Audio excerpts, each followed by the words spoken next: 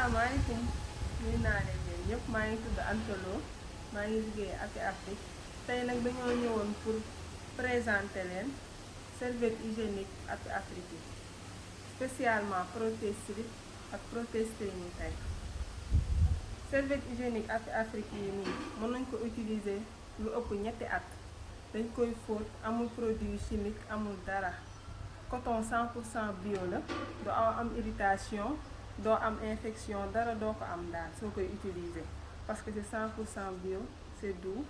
et mën nga ko utiliser tamit sooy am ay petites fuites urinaires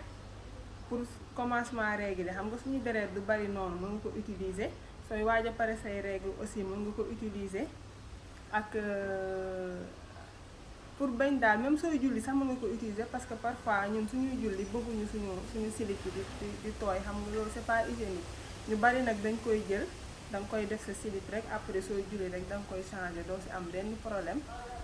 yomb na pour nga ranger ko tamit gis ngeen comme serviette classique rek nga koy utiliser danga koy plier nii rek nga koy plier benn boor bi jëlaat nii def ko nii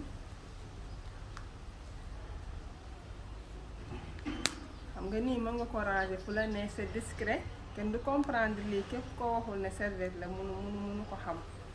ñu ngi koy defaree fii nag Sénégal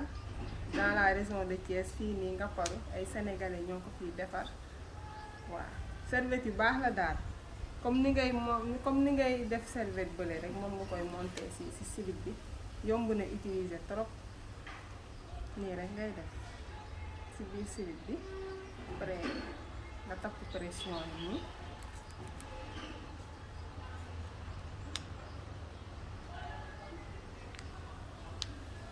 rek après nga sol ko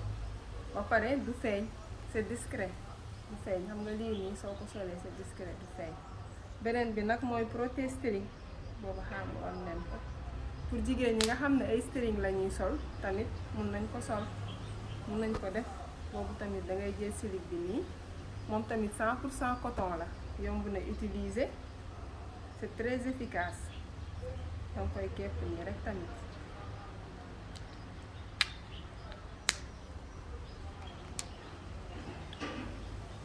léegi nag nga sol ko kenn du xam ne carrément yomb na utiliser c'est efficace ba pare c'est économique parce que soo seetloo li ngay jënd ci ay prothèse slip par li ngay jënd ci par mois bi wala at bi dafa bari trop alors que ne bii benn yoon ngay jënd nga utiliser ko pour lu ëpp ñetti at kon nag mu ngi noonu te Sénégal gis nañu ne dafa bari tilim dafa bari suñu serviette hygiénique yi fu nekk lañ koy sànni te xam ngeen loolu moom setul ku sañoon kenn du gis sa yenn affaire yi ñun jigéen ñi comprendre nañ loolu léegi nag ku ko bëgg mën nga woote ci numéro téléphone bi may joxe 77 853 43 45 853 43 45 comme ça mën nañuy livrer tam fépp ñun dañuy livrer fépp partout au Sénégal képp ku ko solo da ngay woote rek soo commandé ñun dinañ la boole ak livreur boo xam ne dina la ko livrer ba sa biir kër jërëjëf ba beneen yoon